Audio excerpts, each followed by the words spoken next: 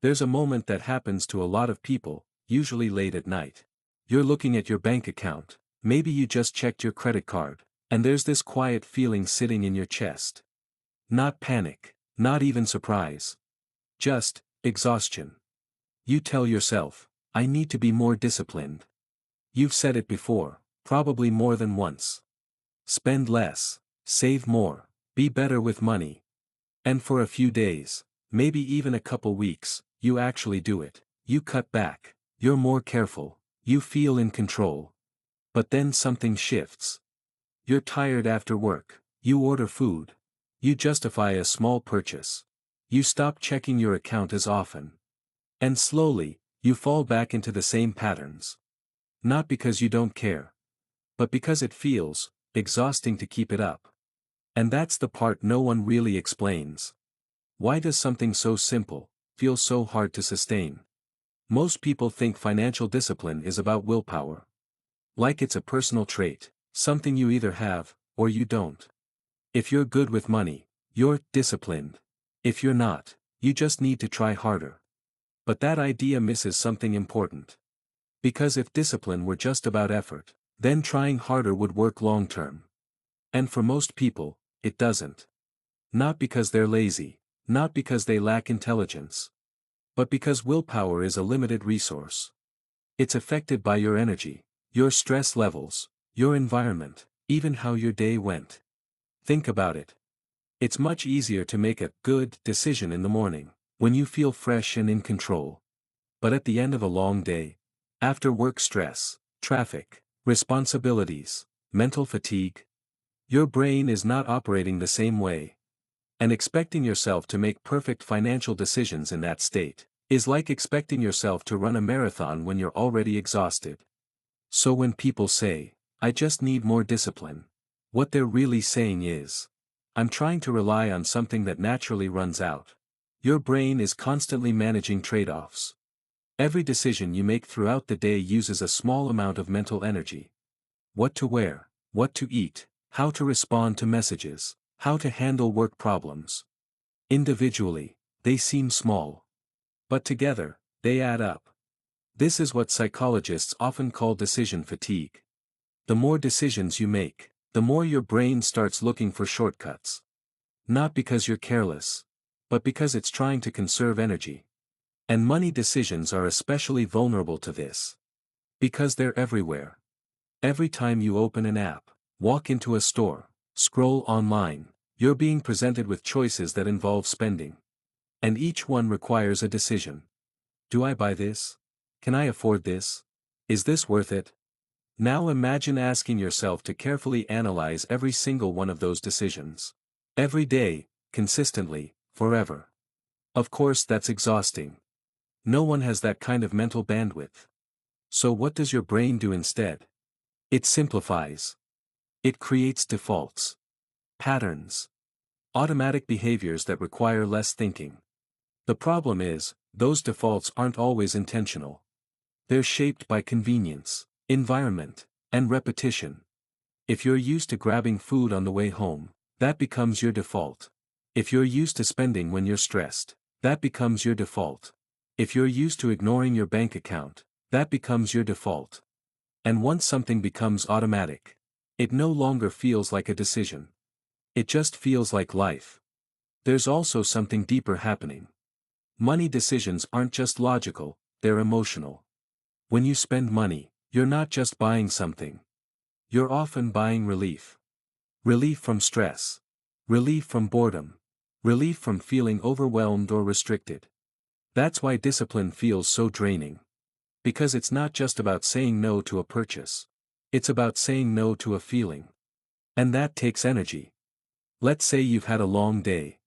Work was frustrating, you're mentally drained, you just want something to feel easy. In that moment, ordering food or buying something online isn't really about the item.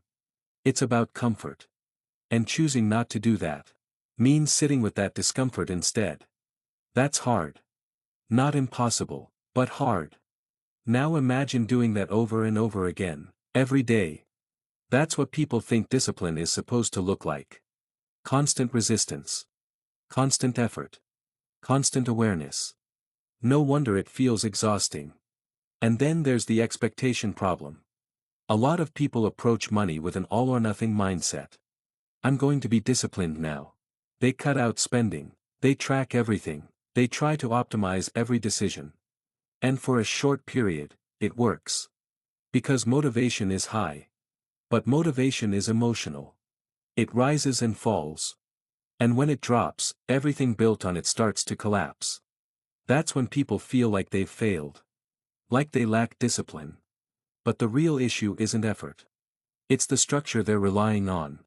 Because if your system depends on you being motivated all the time, it's not a sustainable system. At some point, you start to see something differently. Discipline isn't about constantly forcing yourself to make better decisions. It's about needing to make fewer decisions in the first place. That's the shift.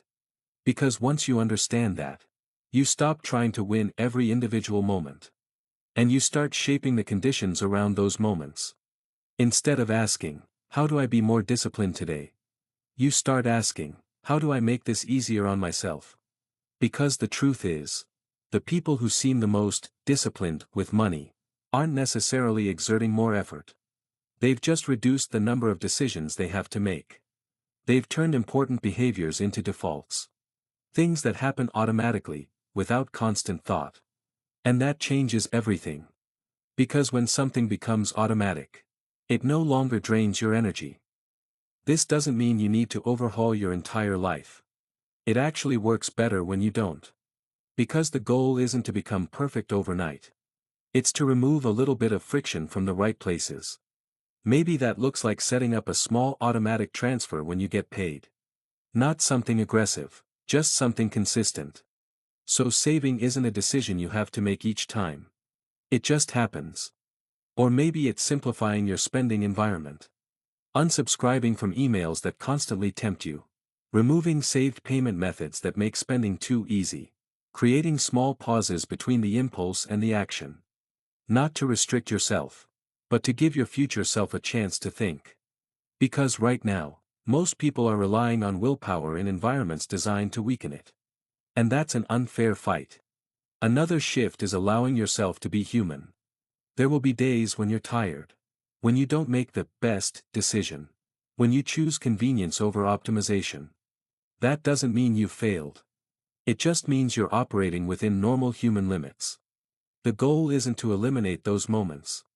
It's to make sure they don't define your overall direction. If financial discipline feels exhausting, it's not because you're doing something wrong.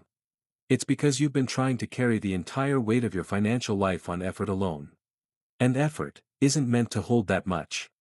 You're not supposed to think perfectly about money all the time. You're not supposed to win every decision. You're not supposed to rely on motivation that never fades. What actually works is something quieter. Something less intense. Small systems that support you when your energy is low. Defaults that guide you when you're not thinking about it. Patterns that make good decisions feel normal, instead of forced. Because your life isn't shaped by your best days. It's shaped by your average ones. The tired evenings. The busy mornings. The moments when you don't have the energy to think deeply.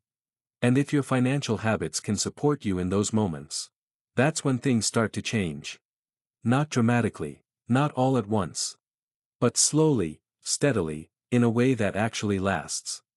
And over time, that kind of progress doesn't feel exhausting. It feels sustainable. And that's what makes it real. There's a funny thing about money, most of us spend years trying to figure it out, but we rarely slow down enough to understand why we do the things we do. I'm Jeff. And if you've made it this far, you're probably not just trying to make more money, you're trying to feel a little more in control of it, a little more at peace with it. That's what this channel is really about. Not perfection, not pressure, just understanding the small decisions that shape your life over time. So if that sounds like something you need right now, you can stick around. Maybe hit subscribe, maybe like the video if it helped you think a little differently. And if not, that's okay too. Either way, I'll see you in the next one.